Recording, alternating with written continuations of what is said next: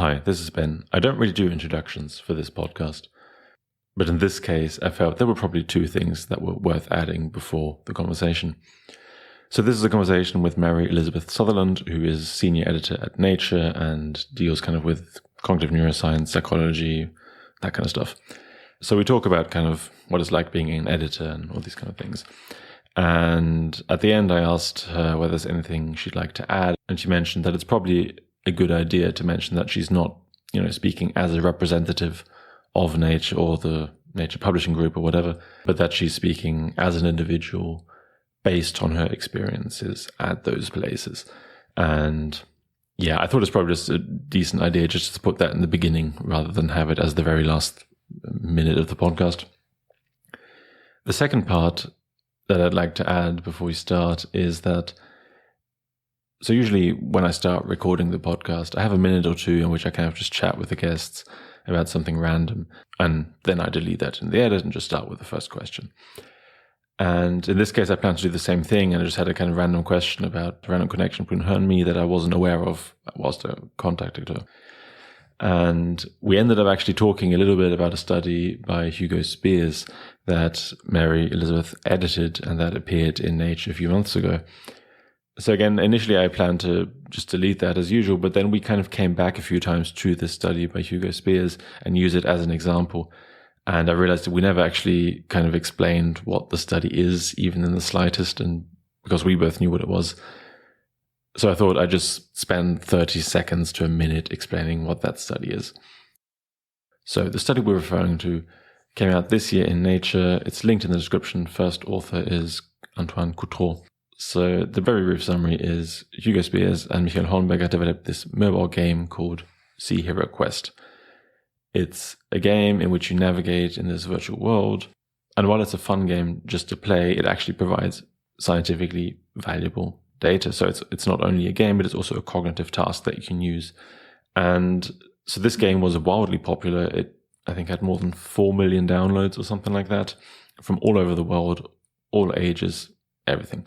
And because they had such a rich data set in terms of just the demographics of people who did it and where they're from, what they did in this, there's lots of papers that came out of, and that will continue to come out of this in the future, but the specific study looks at the kind of entropy or complexity of this street network in which you grew up and links that to performance in the game.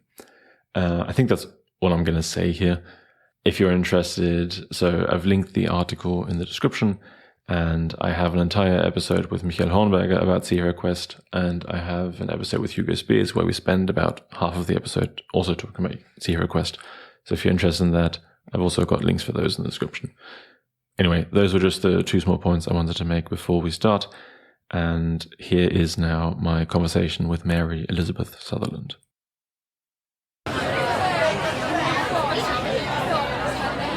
By the way, one question, just briefly, whether you were aware of this. So I always mention who my PhD supervisor is, just so people, if they're interested, can have a brief look to get a bit of a context.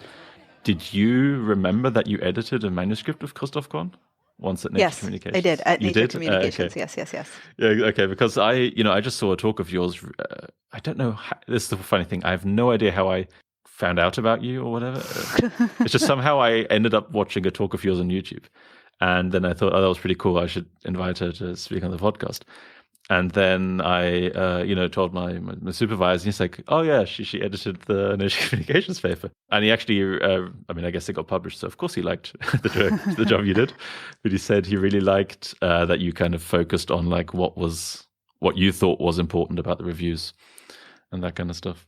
Good. I'm always glad when I can be helpful. It's funny because I thought that you had come across the YouTube video because of that link. So I thought that, maybe you had asked about, I don't know, or maybe you had some kind of thing about, alternative academic careers. And then, your PI was like, hey, I've had experience with this person or something like that. Yeah. No, it was, I probably saw something you tweet. Oh, you know what it is? I interviewed Hugo Spears about 2 months ago. Oh, nice. And so that was before. So Hugo, he's last author on a Nature paper that you edited, I'm assuming. Yep, exactly. And so I interviewed him before the paper came out, and he kind of only like vaguely hinted to some stuff during the conversation. Then afterwards he said like, yeah, we've got this thing like at Nature and looking pretty good. And probably he retweeted something you tweeted about or something like that. Yeah, that would make sense. Probably something like that. It's funny, though, because I actually met Hugo also while I was an editor at Nature Communications, where I handled his papers. And then I was in London and went to visit him at UCL. So it's funny because that connection is also coming from when I was at Nature Communications. I feel like it was around the time that I had Christoph's paper too. But okay. Yeah, but this was also before I met Christoph, so I had no idea who like the editor was and that kind of stuff. Right. Yeah. Anyway, so I guess, we want to talk, or I'd like to talk about the job of an editor and what you do and kind of especially how to make the life of an editor easier, maybe make your submissions a bit better, all this kind of stuff. But before we start or talk about that, we have to talk about the most natural topic to talk about when talking about editing, and that is the harp, an instrument that you, I'm assuming, still play or at least played for a long time. Yeah, so it's funny. I was just, I always like look on Google and YouTube what I can find about people, and I found quite a lot about the harp. And you gave a concert of Handel's F major concert or something. Yeah. At McGill.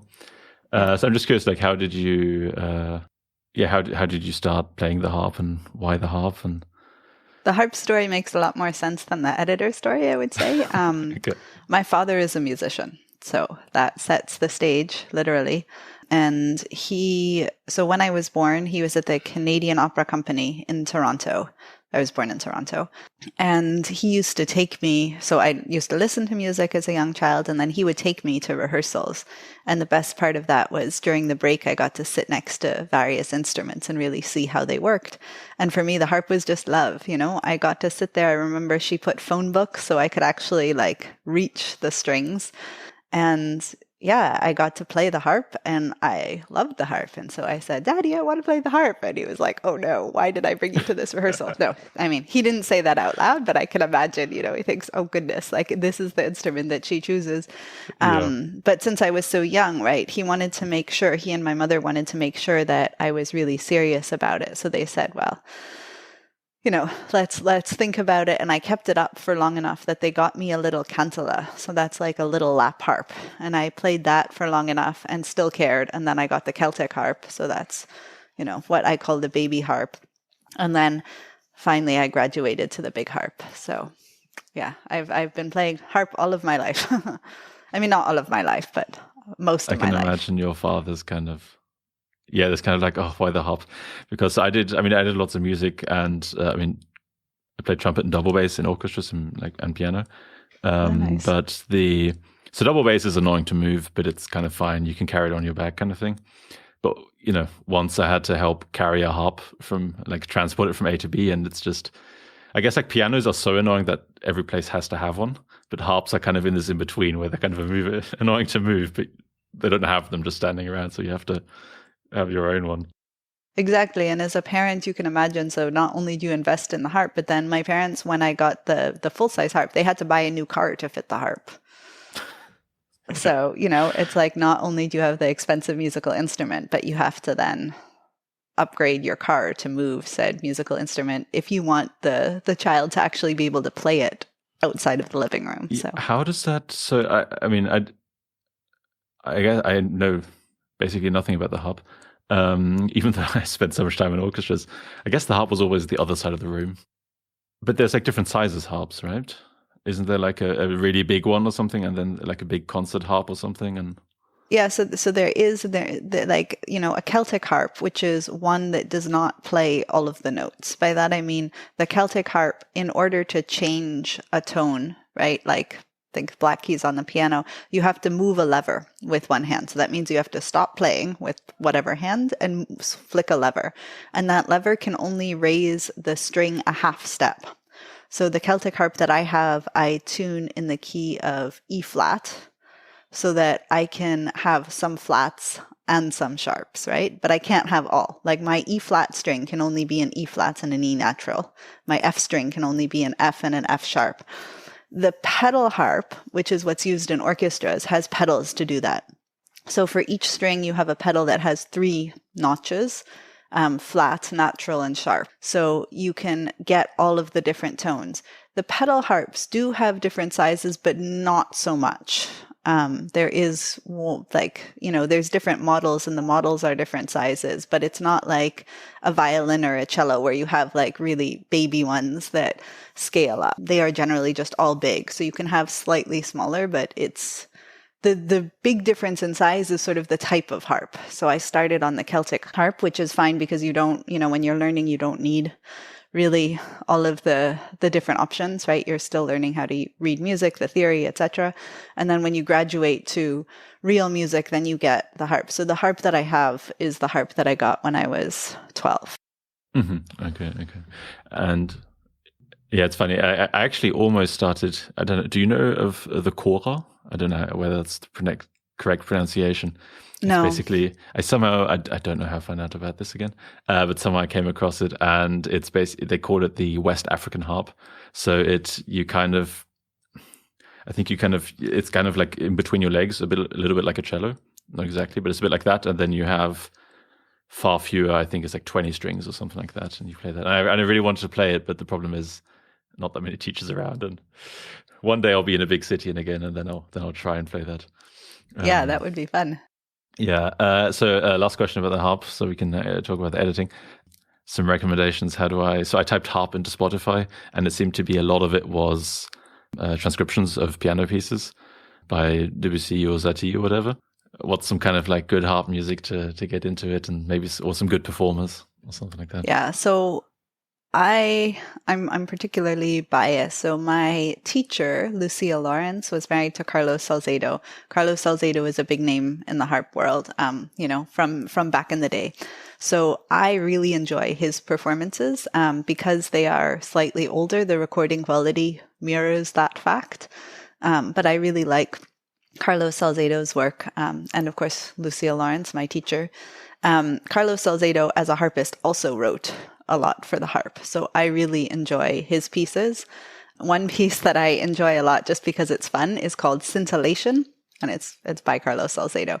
And the reason that I like it is that it really makes use of all of these harpy tropes, like the glissandos and like all of it makes use of a lot of the fun sounds that the harp can do, as opposed to just being this like elevator music type background, beautiful, melodic. Yeah, exactly. So I really enjoy Scintillation because it's just such a fun piece. So, and I would recommend listening to the version of it with Carlos Salcedo playing it because, he wrote it. So it's kind of cool because it's his thing.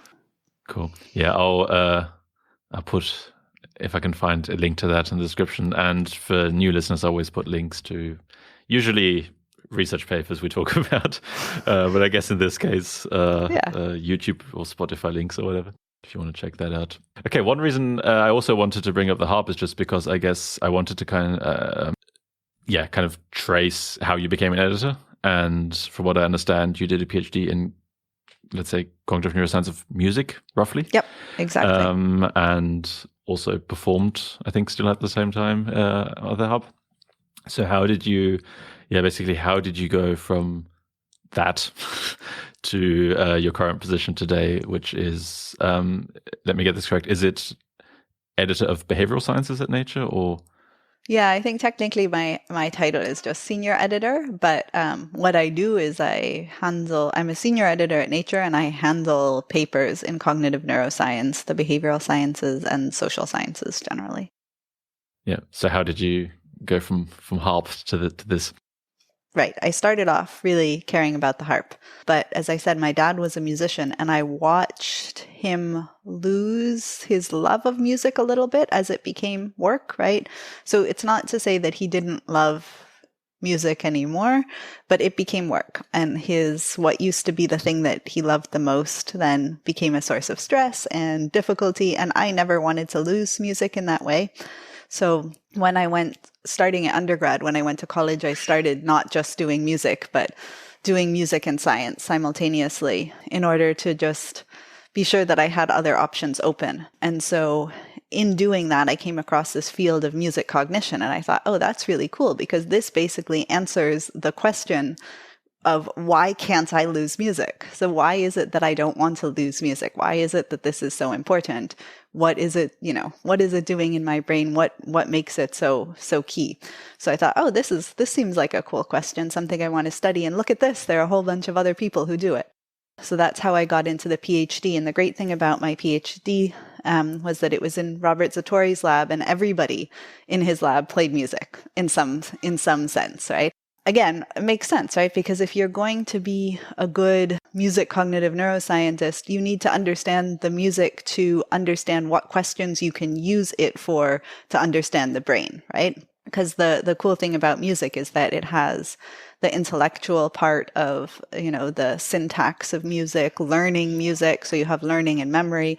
You have the emotional aspect. There's all sorts of things, you have the motor control aspect. There's all sorts of cool things that you can use it for to get to the brain. But to do that well, you need to understand the music, because if you don't know how singing works, then you can't do a good experiment to understand, how is it that we learn how to control our vocal cords? How does that fit, to our understanding motor control if you don't understand? Yeah. So anyway, that was how I ended up doing that in the PhD, and I played all the way through. So I basically always did music and science. But interestingly, after having left the idea of pursuing music professionally and going into science, I never really questioned science as a career. I did it and it was interesting. And I always thought it was interesting, but I was never particularly passionate about it. It was cool. It was fun. You could ask cool questions. You could get answers. It was great. It also seems like it was a way to do music without losing the interest in it, right? Exactly. So I sort of followed the track. I had a good mentor, so he taught me how to look for postdocs when you're a PhD. So I finished the PhD and I got a postdoc. I had a good postdoc mentor who said, you have to be giving job talks, because the whole point of being a postdoc is not to be a postdoc. You don't want to stay. And so I just, followed along. And then it was only when I actually got my first job as a professor that I stopped to think, do I actually want to do this for the rest of my life? And I was like, no, not at all. This is not what I want to do. And I honestly hadn't stopped to reflect. It was more just, I was doing it and it was interesting, and why not? And so then I got this position in Chile, actually. And I was at a conference really soon after just getting it, I don't know. So this is the professorship? Or... Mm-hmm. Yeah. Okay. And I went to a conference and I met up with a friend of mine who from Robert's lab, so from the same lab, and she was an editor at Nature Neuroscience. And she was asking me, how is it to be a professor? And I was like, it's really not my thing. And then she was telling me about what she did as an editor. And I was like, oh, wow, that really sounds like my thing. And then she said, well, there's a job that just came up at Nature Communications. And that was the beginning of the end. And I've been within the Nature family ever since. Okay. So, yeah, I guess one question I want to ask at some point, so I guess we might as well do it now. What does an editor do all day then? Because to me, in some sense, I imagine you get submissions, you read them, you spend a lot of time trying to get reviewers to agree to do a review for your paper, reading over the reviews. And is that the most of what you do, or is it just the part that the scientists see and there's actually lots of other stuff going on? No, that is indeed the bulk of what we do. So most of our time is spent with the papers that we actually handle. So as you said, every submission that comes in is assigned, depending on the journal. I'm now going to talk about Nature. It's assigned based on your expertise. So I get the papers in human and cognitive neuroscience. I get the papers in behavioral science. I get the papers in social sciences. We read them. We discuss them when necessary with our editorial colleagues. We make a decision, is this going to go out for review or not? So basically that part is like a mini review. If you complete a review for a journal, we basically do our own mini review. So we write up our notes on our paper, which starts with a little summary, what is this paper about? And then our opinions on it, where are the strengths and the weaknesses? The difference between our notes usually and what a reviewer will do is that we don't have the technical expertise anymore. So, I can't go and say how you ran this or this particular analysis, because I'm not doing all of the analyses anymore. So I'm not as on top of it, but I can say like, the strength of evidence, how strong is the evidence? I can usually get that from looking at the graphs and the statistics, et cetera, et cetera. So that's basically a mini review. Then we send the paper out to review. So yes, that takes a lot of time. We try to synthesize the reviewer's report. So to highlight the parts that are most important for a revision, or if we cannot consider a revision, explain why, and repeat until you finally get to, hopefully, an accept in principle. And at that stage, we do more of what people usually consider editors doing, which is we provide more suggestions for actually how the paper is written. This depends a lot on the editor in the field. So I tend to provide more suggestions and am more engaged in this final revision process. But I think that's also because the papers I handle are coming from areas that have not historically been well represented in Nature. So the papers are in quite a different format from the beginning. So whereas some of my colleagues, since their communities are very familiar with the Nature format, their papers are really structured that way already. And so that's why I sort of say, you might want to highlight this or put this in the supplementary information. So it's not like I'm line editing the English, but rather the content, saying like, this is, how we need to get the story streamlined so that it appeals to a broad audience. These are the supplemental facts that can be put elsewhere, etc. You mentioned something that I also noticed a while ago, and until then hadn't realized just how strong it was. So, you just mentioned that from some other disciplines, they might be more represented in Nature. So I happen to have read quite a lot of Nature papers in the things I do, because a lot of it's game theory, so a lot of evolutionary game theory is in there. So for me, it always seemed like, oh yeah, like these, it's well represented or whatever. And until one of our colleagues got sent Nature every week. And then, it was right next to my desk, basically. I just looked through it, and only then did I realize like, oh, this is like, at least it felt like it, 80% physics and chemistry. And it was really like every, I don't know, fourth episode there would be like what, I don't know, yeah, but like, it would be very rare if there was an episode issue, thank you. It would be very rare if there was an issue where there was more than one article that was even vaguely related to what it was doing. Yeah, I'm just curious, why is that? And I guess you said you kind of want to have, I think you tweeted a few days ago, you want to have more behavioral studies, and especially also studies with a kind of real world application. So how do you also go about doing that? Because you're not writing the papers and sending them to Nature. That's a really good question, and it follows really well. So the other thing that I spend a lot of time doing is outreach. So back in the day when I didn't work from home, which was a bit over 2 years ago, we would actually go out and do site visits. So that's where we contact people who are doing cool research that we want to hear more about, and we go and we visit and we say, tell us about your research, and sort of do a version of academic speed dating where they tell us about the research, we tell them how we think as editors, and there's a sort of a back and forth dialogue so that they understand what we're looking for and we understand the field. We also go to conferences because, again, we get whatever we get. So whatever papers are coming in, we get. But that's not necessarily representative of the world. That's representative of the people who submit to us. So it's important for us to go to conferences to see what the communities are doing, to see the places that we're not representing, and what we can do to attract those papers, and how we can grow in those ways. So there is a lot of outreach. And then there's, of course, desk outreach, right, where you just send emails. So that's what I do mostly now. So when I see a cool paper, I'll write to the authors and say, this is a really cool paper. If you didn't know, Nature considers these papers. So if you ever have any questions, drop me a line and I'd be happy to chat. Right? And then there's tweeting, where we say like, hey, this is a paper we published. We want more. So, we do that. That's another aspect of the job, is trying to stay on top of the field at large, not just our submissions, and to increase the representation.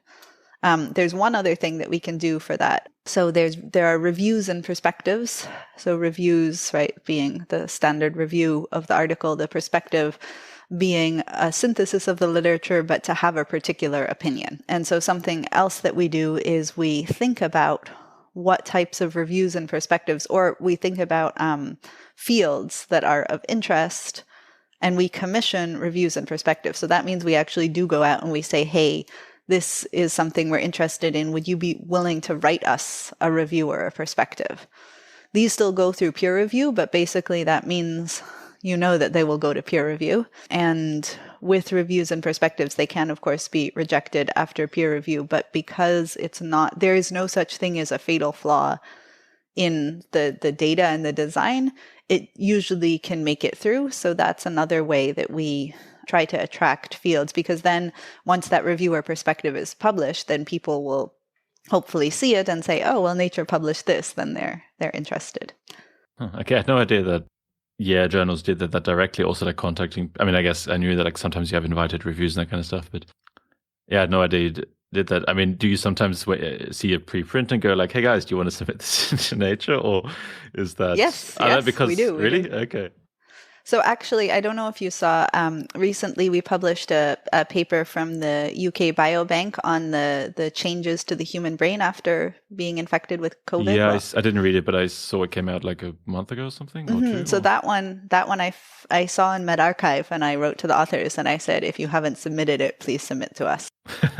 And they probably said, okay, we'll do that. Yeah. So that's an example of, that type of outreach.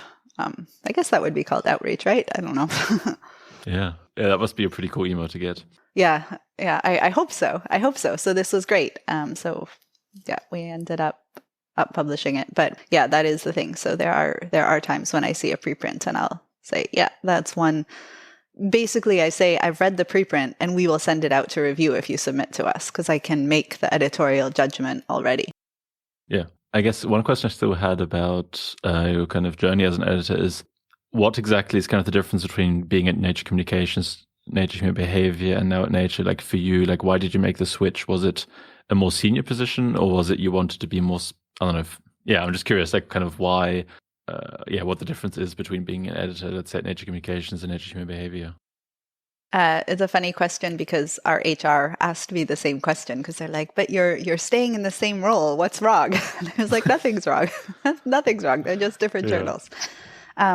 So there are a few differences. There's a difference in terms of the amount of freedom and flexibility you have. And there's a difference in terms of what you cover, and there's a difference in terms of the impact that you have. I would say those are the things.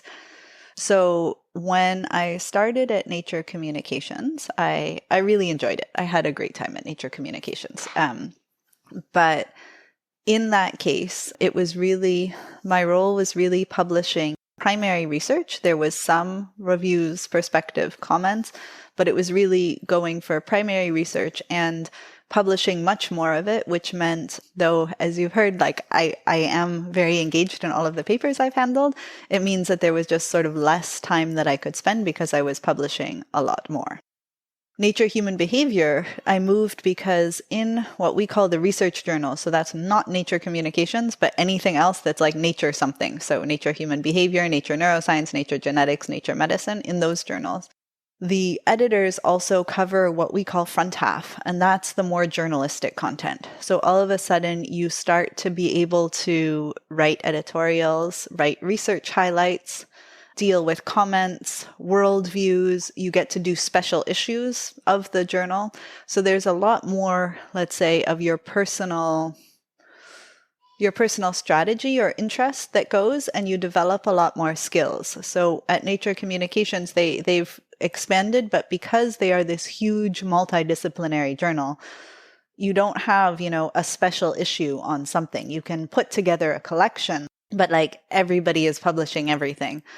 So there's just less room for all of these things. At Nature Human Behavior, because we were going for this specific audience, you could really pursue a topic you were interested in. So when I was there, I worked on a paper that was looking at the reproducibility of experiments in science and nature. And that was really cool because what I did in that, so, right, we worked with the authors on the paper, but then from each of the authors whose experiments didn't replicate, we commissioned comments on their opinion as to why it didn't replicate. And that was really eye-opening to me to understand more about replication, to understand, what may have changed, how much replication depends on how we define it, etc. So I thought that was really cool. So basically we put together a collection. I wrote an editorial about it. We had somebody else write an opinion piece. We had, all of these comments. We put all of these things together. So that was something that, for example, wasn't possible at Nature Communication. So I felt at Nature Human Behavior, I was really able to, learn more about handling these more opinion-based comment formats, putting together these types of projects within the journal. You also get to choose the cover.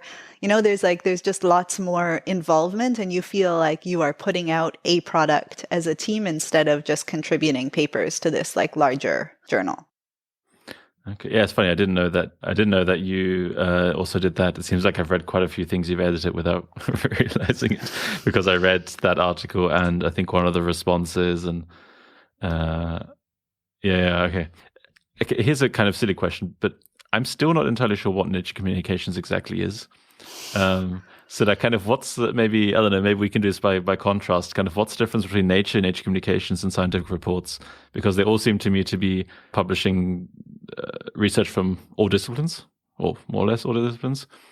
Is it just a ranking of prestigiousness, or what exactly is the difference here between having a research article published in any of those three? Yeah, so sort of prestigiousness. So let me start at the bottom, actually. So I'll start with scientific reports. Scientific reports, they look to publish solid research. That means it has to be technically sound, but novelty doesn't matter at all. So as long as the research is judged to be correct, they will publish it. It is also, as you said, it's really wide in terms of breadth. It publishes all topics within the natural and physical sciences. Their model of doing so, though, is different. So they have a chief editor and they have some in-house editors, but the majority of the work is done by external academic editors. Once you get to the level of Nature Communications, you have the same thing, that it's an open access broad journal, but now you have dedicated editors. So that means you have people like myself who are professional editors now, who all have at least a PhD, who are working on this. The result is that you get, let's say, hopefully speedier service and more consistent editorial bar. You also have strategy and just much more crosstalk between the different disciplines. So for example, let's take cognitive neuroscience. Let's say you have something that has, a complex sort of graph theory approach. At Nature Communications, you have colleagues who are in physics, who are in math, who you can talk to about it. So you can say, hey, I don't get the math. Could you please look at this paper and tell me what you think? That's not something that you get at scientific reports, because it's just going to whoever, whichever academics they choose. There's not this sort of crosstalk. There's also not the same type of strategy. So at Nature Communications, you will actually do an analysis of the literature to figure out what areas you want to concentrate on, etc. So there's journal strategy in there as well. Yeah, so you have a much higher impact factor, though that is only one, it's not something that we're supposed to talk about. It's not the end all be all, but the point is the articles tend to be of better quality, meaning that they tend to be more rigorous, not just correct, but more rigorous, and tell more of a story and have more of a scientific impact. So that's, the difference between Nature Communications and and scientific reports. Then when you get up to the level of Nature, so there's one difference is that it's not open access. There's now an open access option, but it's a subscription-based journal that comes out every week in issues. Also multidisciplinary, but publishes much less. So again, the idea is that you're publishing less so that the papers themselves are stronger, and there's a lot more editorial work that goes into those fewer papers that end up getting published. So it's selectivity. And then in nature, it's also the fact that, like what I was talking about with the difference between nature communications and nature human behavior, having much more agency as an editor to put things together, you have that at nature as well. So for example, at nature, I did a special issue on computational social science.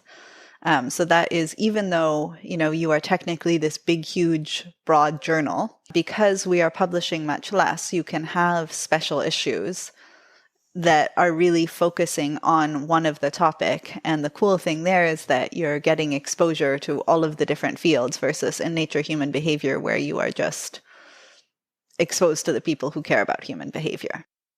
That's where the change comes in terms of impact that I was mentioning before. And then I guess, the handling is the same, right? It's professional editors who are handling it, a lot of discussion, a lot of back and forth with the referees, etc. So is it more, kind of what differentiates an article that would be rejected in Nature but accepted in Nature Communications? Is it just it's not quite as exciting or something? Or, it's of course difficult to say in the abstract, but... Yeah, right. And I can't call people out whose papers have done that. So there are basically three things that can differ. So one is the scope of the question. So Nature tries to get at the very broad questions that are going to appeal as much as possible across disciplines. So quite a broad question. Then there's Nature Communications is more specific. So there's the first one is the question, right? Is it something that's going to interest not just people, like let's take Hugo Spears's paper, right, on navigation. That's really cool because you get into the whole nature nurture debate. You get into the people who care about, navigation. You get into the people who care about the brain, even though they don't have brain data there. It's a really cool finding that has lots of follow-ups. They also have the street network entropy. So it goes all into complexity science, right? So you get people who are looking at networks and physics who are interested. So it's a very broad question. So that's an example of the broad scope of the question. So it could be more specific for Nature Communications. Point two is the strength of evidence. So that doesn't mean just, do the data support what you're saying? It's how much of the story you're telling. So an example could be, let's say you observe something cool that somebody hasn't observed before. That could be enough for Nature Communications, potentially. But at Nature, that wouldn't be enough. You would have to say why you're observing it, or what is driving it, or what isn't driving it. That could be enough too. And what it means. So again, it's the amount of the story that you're telling. Okay, so it's not just like having an effect, but explaining it also, or... Yeah, exactly. So like how, I guess if you think of it as sort of like a brick, to build a house, this is like the Nature paper is supposed to be like the big foundational brick. And then the Nature Communications paper is it's still, contributing a big part of the house, but it's a bit of a less foundational type of brick. So that's a difference. And then I guess the advance over previous work, right? How much of an advance it is. Though I have to say advance, I don't like the word because it means that it should be like novel.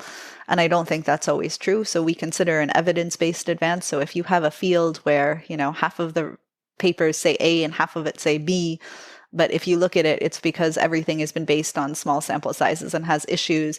And you finally do the experiment to come up with whether it's A or B. It's not novel to say A or B. What's novel is that you finally have the evidence to say what it is. So when I say advance, that can also be an advance, right? An evidence-based advance. But again, it's the size of the advance, right? So if you demonstrate that this is true, whatever it is for English-speaking people, maybe that's Nature Communications, but maybe you need a global population for Nature. Yeah, I was curious. I wanted to ask about that point because you said something along those lines also in this talk that I watched, where you said, you can't publish something in Nature and just have like a few college students and then say like this is about humans or whatever, right? So, Hugo's study again is the best example because they had a worldwide study of a sample of all sorts of people, right? I'm just curious, like, how representative does it have to be? Does everything have to be representative sample in multiple countries, or yeah? No, it doesn't. I mean, what we look at, and this is true across levels, I guess, is that you have strong evidence to answer the question that you are posing. So in Hugo's paper, the question is, how does the environment influence your navigational abilities? To make the answer to that question interesting, it has to be about humans generally. If I tell you that like a specific school, a specific people who went to this specific boarding school in this specific town had this, it would be of less interest because you don't know. The answer to that question, to be interesting, must be a larger sample. But let's say your question is something more specific about, human cognition or the brain, and it's more about the function of a specific area in the brain doing something. And you have no reason to believe that there is a difference between like my brain, your brain, and whoever else's brain in this particular way. Like you're getting more at the mechanism. You don't need to have a big sample to answer that question. You don't need to have a representative sample from all different things. So again, it depends on what the question is, what would make the strongest answer. So it really depends. And then the other thing, that you mentioned before is that one of the other points that I would like to, or one of the areas that I'd like to champion are those research projects that have real world impact. And the thing is that is different in different countries. So you don't necessarily expect the results per se to generalize because there are just so many contextual factors. But showing the real world impact in a country of need is really important.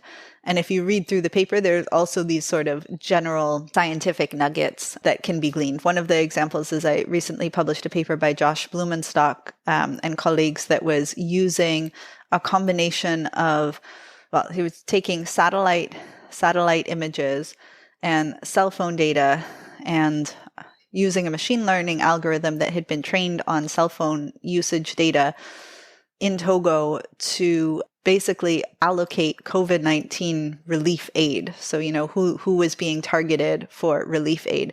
And they compare that to what the government was doing before, which was basically a coarse-grained approach that was just taking sort of neighborhood wealth estimates, and they show that they can really do much better at targeting specific areas. Now, this is a very specific finding, right? It's during COVID. We don't know if it's going to work during another pandemic, and we're not going to go waiting for another one to find out. It's in the country of Togo, not in all different countries, but it affected millions of people's lives. So there's the cool thing. But then there's also sort of a scientific insight there, which is the proof of concept that you can do this. And then two, the idea that looking at a coarse-grained level of zip code, in research generally isn't sufficient if you want to get the best possible results. So there you have a bit of a scientific principle that you can say has broad impact because so many people use basically census data to estimate wealth levels in their research. So there's a sort of a larger message in there, but the main data and main advance is, specific to a country and a context. But again, it has that real world impact. So that is also something that we value quite strongly.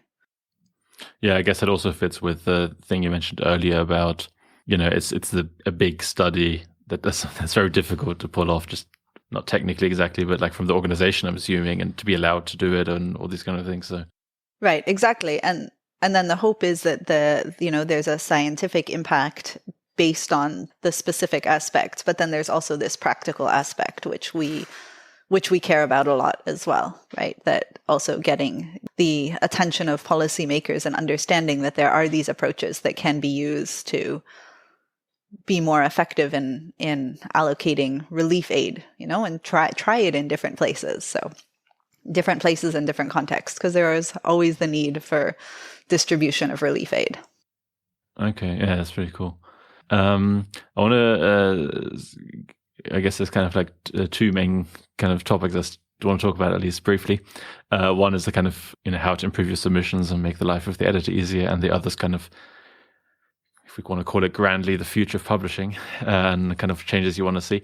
So just briefly to the submissions and making the life of the editor easier. One thing that I feel like is probably, how should we say, where there's a big difference between how important it is and how much you actually read about it, where the difference is pretty large, is for cover letters. Because it feels like the first time I read a cover letter is when I had to submit a paper and told my supervisor, wait, what do I put in the cover letter? And then he sent me like a few past examples of ones he had, right? Whereas, writing the paper is something I'd been reading papers for years. But then it seems to me that it's difficult. I don't know how important the cover letter is, whether it's something that editors that can make or break a submission, or it's just like, whatever, let me read the paper. Yeah, I'm just curious, like, it's such a generic question, but what is a cover letter for exactly?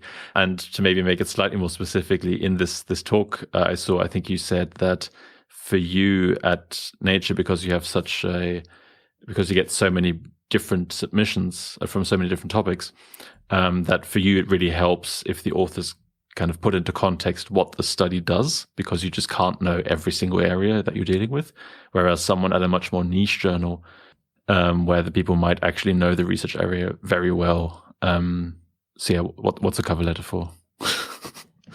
Yeah, that's a good question. And I think that part that you alluded to is important. Like it depends on the journal and the editor. What I see the cover letter is it's your chance to talk directly to the editor. So the paper you've composed is, one, to convince the editor to send it out to review, but two, to convince the reviewers, your potential reviewers, and three, to convince, the whole audience whom you hope to reach. And it's done in a very formulaic way, right? Like scientific papers, they really follow a template, potentially different templates according to different fields, but it's not like you don't have a lot of chance to really say in your own words why the research is cool. You say it in the words of science, essentially, but you don't use your own words. The reason, what I like about the cover letter is it's your chance to speak directly to me, to say like why you like this research and why you think it would be a good fit for the journal. And that's useful because some papers are very hard to read and really understand what the main conclusions are. And sometimes the cover letter can help pull those out. So you start to see, like this is really what the paper is showing. It's really hard to get to that just because sometimes papers get really lost in the details, right? People get really focused on, this particular figure, and then they get into all of the details and you forget how it fits into the main story. But if you're forced to write something in plain English, not scientific English, that explains what's so cool about it, often that can help it come out. So for me, I like the cover letter I think a cover letter should be two things. One, it should be, you talking to the editor to educate them about your field, because you know more about your field than we do. Like we read all fields, so it means that we're not as in-depth. So, educate us about your field and tell us why this paper is really cool. I also find it helpful to see that you've thought about where you're submitting it, that you're not just submitting your paper to wherever with a standard cover letter, but you've actually thought about whether or not this is a fit. So, saying, we submit to Nature because, or, we think that this is XYZ, this seems to fulfill what we see published in Nature, that's why. Just something that gives us an idea that you're not just basically, picking at random. So those are the two things that I like in a cover letter. Again, though, the amount of information and what it serves, I think, is different for different editors and probably within different publishing models. I've only worked as a professional editor. I've never worked as an academic editor. I'd written papers and helped with reviews like in my career, but I hadn't served as an academic editor before I took this position. So I don't know how it is if you are, if you're in that position, if a cover letter then is even more helpful. I can imagine it is, because you don't have as much time to go through the paper. And to look for reviewers. But yeah, for me, I would say those things, like your chance to talk directly to the editor and explain the paper and its fit to the journal. And it doesn't matter if that information, I mean, that's going to overlap with the abstract quite a bit, right? I mean, like from the first time I wrote, it's like, am I just not kind of repeating what I wrote in the abstract already, just with less detail? But it's just maybe a slightly less formulaic, as you said, a less formulaic and kind of more personal way of saying, like, this is the thing that's really cool, which you might not say like that in a paper. Exactly. And often what I'll do is I'll read through the cover letter quickly first. I read the paper, and then I check if my notes, like when usually in my notes, I'll like start my evaluation by saying like the main contribution of this paper is, and I'll sort of like summarize what I think the main contribution is. And I'll check to see, does that match the cover letter? And if it doesn't match it, I'll think, did I misread it? And I'll go back and see if I've missed something, or conversely, if I think that the authors are, overselling their results, which also happens. But that is also sort of my check. Am I getting the paper? Which I don't know, I find is helpful, because sometimes, like I said, what you think is the main advance might actually be the main advance, but it's not highlighted in the way that a naive reader will find it. Yeah. I don't know whether this question is very similar to the previous one I had, but kind of one thing I was just curious about, like just common errors that people have when they submit a scientific article, some things that you see over and over again. I guess, again, you are specific, maybe somewhat specific to having worked at Nature Communications, Human Behavior and Nature. But yeah, just something where, I don't know, that you see over and over again and would like people not to do. Right. So again, this is based on my experience at the Nature journals. Attention to detail is important. We are human, and as editors, we really try not to be biased by things. But if you have made like really obvious stupid mistakes in, let's say, the cover letter or the submission, it's like really hard to then imagine what? Like spelling, or what do you mean? Like what are stupid errors? Okay, so context? The wrong, like if you get the name wrong, so you misspell the editor's name, if you put the wrong journal, those sorts of things. Like we try not to care, right? To say whatever. But the thing is that when you see that there's lack of attention to detail there, you think, did this spill across to the research? And even though I always try to put that out of my mind, it's hard not to think like, well, how, it's hard to erase having seen that. So, so for example, if you, for example, upload a paper that still has all of the track changes or the comments on it, or, those sorts of things, it just makes you think, well, if you did that with this submission, like what did you do when you were processing the data? So it's just, attention to detail, I think is something that matters, even though we try not to care about it.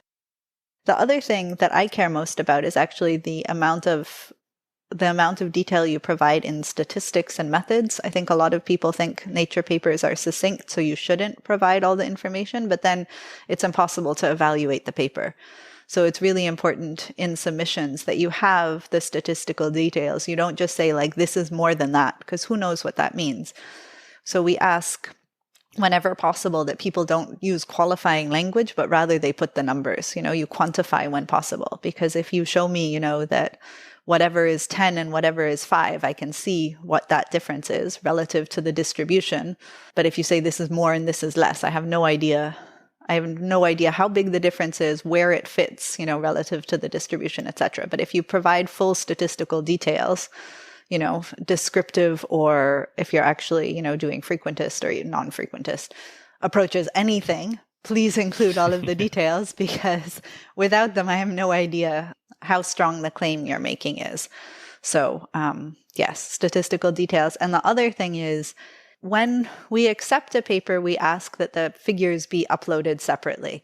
But until acceptance, having inline figures is the best, because otherwise you have to have multiple documents open, to be able to see the pictures at the same time. Because otherwise you scroll down and then you lose your place and then you don't know where you are, and it's a big pain. So then you have to have like all of these documents open to flip back and forth. And it's a pain for the reviewers because they have to do it too. It's a pain for the editors. It's a pain for everybody. So inline figures are wonderful. Like, please keep your figures inline and just take them out. It's really easy to take them out. Just, take them out at the end, but keep them in line in your submissions until you get to accept. Good. Yeah, that just makes things. It should also be less work for the authors, right? Because you could just, at least I write my manuscripts and have the figures in there rather than have them as separate documents. Exactly. Yeah, exactly. So inline figures are great. Yeah. And personally, I also like numbered references. I find it much easier to follow numbered references than named references. But that's probably specific to the journal also, right? Because some that is say specific you to have the to have journal. this But it's format or also, that. I feel like it's also reading it from an editorial perspective. Imagine you're not in the field, and so you don't know the papers. And so you see like Abbott et al. 2015. You're not going to remember that. You'll remember the number 1 much more easily, right? So it's like if I'm trying to figure out like how something fits in the literature, I can't tell if you're referencing the same or different papers if it's just like Abbott et al. 2015, blah, blah, blah et al. Like, because those aren't things that I know and I just can't keep them in my head. Numbers are much easier to keep in your head. So you can see like, oh, we're coming back to, references 1, 2, 3 all the time. Like that's much easier to keep in your head if you don't know. So I think it is definitely specific to the journal. We like those ones. But I also feel like for somebody who doesn't know the field, it's easier to sort of see where and how it fits in the literature if you're dealing with numbers, just because they're easier to remember a few numbers versus a bunch of names and a bunch of dates. Yeah. Maybe as a kind of last topic, we can talk about the future, which is always so easy to predict. But okay, I have one question first, and this is a personal pet peeve I have of scientific articles. And so this is first a question, and second, I hope this changes at some point, unless there's a good reason not to. And that is, so I remember I once uploaded a preprint, and the name of the document was something like final submission.pdf or whatever, right? And I was like mortified that I gave it like a non-meaningful name, that it wasn't like, Kuper-Smith or something, the year or something like that. And then, on the same day I downloaded, well, I don't know what journal it was, but let's say I downloaded a journal from Nature, a PDF from Nature. The name will be something like S3289, and just like 20 different letters or something, right? And that's sometimes I have in my downloads folder, I have all sorts of PDFs. I have no idea what they are, where they're from, or anything like that. So like, one question is just like, why don't journals give their PDFs some sort of name that you can recognize as someone who downloaded the paper? The only thing I can tell basically is the publisher, because Elsevier has a format, Nature has a format. But yes, so why is that way? So that last part is, you hit the nail on the head. There is a disconnect between editors and publishing. So our job is to engage with the scientific community and to evaluate scientific content and to hopefully help improve science. Once we hit accept, the paper leaves our hands, never to be seen again. Not really, but almost.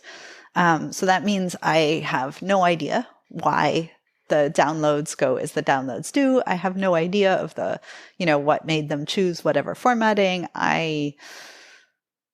We play no part in that.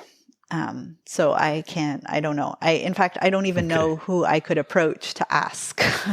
It's that far removed, Like I could ask the chief editor. I know that she doesn't know, but maybe she knows who potentially, but it's like so far away from anything that we do that I don't even know where to begin. Maybe production? I don't know. Does production do that?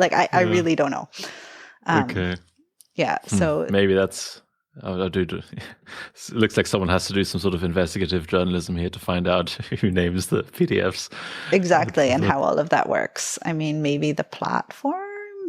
I really have no idea. But I agree. It's really annoying for me too, because I also download our articles and I also can't find them. So I end up just going online and searching because I have no idea what S3509 is. Yeah. Okay, good. Or not good. I don't know. I guess if you don't know. So unfortunately, that's something I can't help with. I can, try to follow up, but I'm not really sure how. Okay, yeah. But a more kind of important discussion about the future of publishing is, you already mentioned that you try and get certain subject areas into publishing more, but I'm curious also to hear about the kind of, there's lots of people who kind of really try and change scientific publishing, and some fields, for example, I guess largely use preprints anyway, and like articles aren't even that important anymore. Then I talked to Chris Chambers, who is very in favor of like saying like let's get rid of journals, or I don't know whether I'm saying that too strong, but at least he at the end of our conversation seemed to say like, why do we even need like journals? We can just do it differently or separately. I guess maybe the first question is kind of like, do we need journals?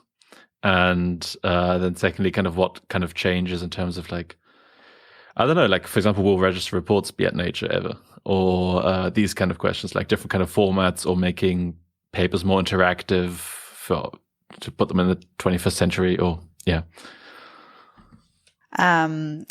So let's see. Sorry, what was the first thing that you asked? So that was a lot of questions. And I have to remember it myself.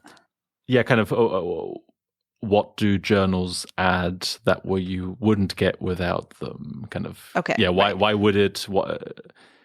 Even in the future, why should there be journals? Basically, from your perspective. My answer is a little bit of an analogy, and this isn't something that I follow in real life, but like we have brands for everything, right? We have brands for cars, we have brands for clothes, we have brands for everything that we consume. And one of the reasons we have brands is because we believe that they provide some kind of stamp of prestige and or quality. Those are the two main reasons. The reasons that we don't just have no brands is because you need some kind of help when you go to the whatever store you want to go and you see all of the different options of sweaters or of, foodstuffs, restaurants, everything. We have some kind of system that helps us decide, is it worth, do we want to spend more money for this thing? And if so, why? In the case of scientific articles, it's something similar. It's the curation in a way. So I don't know, I get paid to read scientific articles for a living. So I read a lot of them. I read a lot more than any researcher because you have to be doing the research as well. Yet I barely dent the scientific corpus. There's so much science being published. So if you didn't have journals and you just had this huge preprint server where everybody deposited it, how would you ever find anything and know if it was good? When I look at the amount of submissions I get, just the curation in a way is something that I think is very valuable because, like I said, there's just so much output and then it's hard. Imagine you went to a store and all of the sweaters in the world were there. What would you do? It's so much easier if you have different stores that have different names and then you're like, oh, this store fits me well. I like the quality. I'm going to this store. Similar with journals, right? You say, okay, this journal publishes the things that I like. It's good quality. I'm going to sign up for their newsletter and stay informed here because you can't stay informed with everything. So the curation and the prestige, and I guess for the same reason that, we keep having brands and we keep having different stores, even if the different stores sell all of the same things, I think the same thing will happen. The same thing is true of journals. We still have so many chains of stores that have different tiers similar to journals, right? Isn't it Gap has Old Navy, they have Gap, they have Banana Republic. They all make clothes, all of them. They all make the same kind of clothes, but they are different tiers of said clothes, right? We support that and we support different journals as well. So I don't know. That I think is an important service. And I think it would be very hard. The amount of time you would have to spend to parse the literature to get something meaningful, if it was just all a big dump, would be difficult. Yeah, or I guess there has to be some sort of curation. Otherwise, it might be people who tweet a lot about it, or people who, whatever. I guess it's just going to be a different kind of curation. Right. So then the thing is that if you're doing the curation, isn't that sort of what journals are? They're just curating into a title of a journal. Yeah. And maybe as a final question, or kind of how do you think about changing, whether it's even necessary to change the format of a research paper, or So is that something that like people in Nature think about? Do they consider whether they want to have registered reports? Is that something that other journals can do? Or how do you? So yes, for registered reports, I'd really like registered reports to come to Nature. It's something that I'm working on. So we'll see how that goes. It just takes a lot of work to do something like that, and I'm busy reading papers at the same time. So what is the work there, just briefly? Because I have, what is the work? From the outside, it seems like, well, I guess the editor has to do it slightly differently, but it's still getting a paper, sending it to reviewers. Yeah. So broadly, it's change in an institution. So if you want change, you have to convince people that the change is worthwhile. So you would have to first convince everybody that this is a worthwhile thing to consider registered reports. And then you'd have to think of all of the guidelines around it. So you would say, is this going to be for all the disciplines that Nature covers? Because Nature covers a lot more than most of the journals that consider registered reports, right? Which are primarily in like neuroscience, psychology. So would this, apply to all of the physical sciences, the chemists, right? If not, where would you draw the line? How would you categorize your papers? Where would you say this is, this isn't? So you have to have all of this clear. Then you have to figure out, in your guide to authors, make it clear what you do and don't consider within the space of registered reports, right? There's all sorts of options. For example, are you going to consider secondary data, or is it just primary data? If you're considering registered reports on secondary data, how can you be sure that people haven't looked at the data already? So lots of things that need to be ironed out before you can even start to consider. So you have to convince the people. Then you have to iron out all of the details, and then you have to do the implementation, which again goes into the publisher's hands. So that means that in the system, they need to create I don't know who they is. They is some mysterious people. Have to do something so that when you submit, there's an option for you to say registered report. So, whoever figures out the system has to be able to show that. And then that whole thing has to be different, because with a registered report, right, you have an accept in principle, and then you have literally years before an acceptance. So it has to somehow be in like a different system that doesn't screw it up, because that can't happen anyway. So it has to go through all of those details. Yeah. So it's a bunch of work. And then you have to have all of the letters together. So you have to make sure that you have your guide to authors. You have to make sure that you have all of your letters to referees. You have to be sure that you have, everything clear. You have to have it in the system. So whatever the decision letters then have to be uploaded into the system so that you can trigger the proper decision letters. You have to explain to the referees. I mean, somebody's got to do all those letters. Somebody's got to upload them all. Somebody's got to make sure that the system works. So there's quite a bit of work. Okay. But it sounds like it's something that's in progress, even if it's a long progress that's going to take a while. Right. Well, it's something that there's definitely interest in. So I'm hopeful, I'm optimistic, that it's something that will happen, but, I can't say anything until it does, because who knows? But it is something that people are interested in.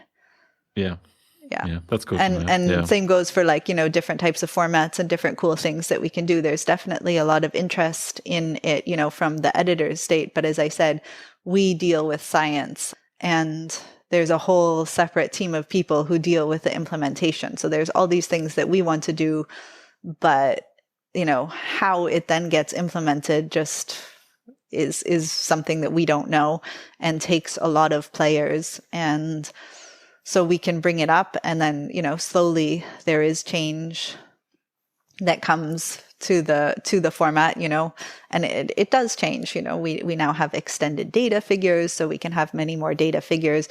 We now have the option of uploading like the raw data behind your figures that gets integrated into that, so you can see the data. There are more and more things, and there's definitely a lot of things that we would like to see as editors, but again, there's just so many steps, and most of our time is spent in the science. And I would say the reason that we are editors is that we like the science. So for me, I don't like the publishing. Like, I don't like the nitty gritty of the practical parts of publishing. I like being an editor because you're involved with the science. So also, I'm just not drawn towards tasks that take. I do things. I do. I am involved in a bunch of publishing related projects, but it's not the thing that makes me happy and makes me want to go to work. So, I guess I also just underestimated like how much of a colossal bureaucracy almost, especially something like Nature Publishing Group or Springer Nature or whatever it is. It's probably a bit it's a bit more complicated than just you get a manuscript and then you say yes, no. Right, exactly.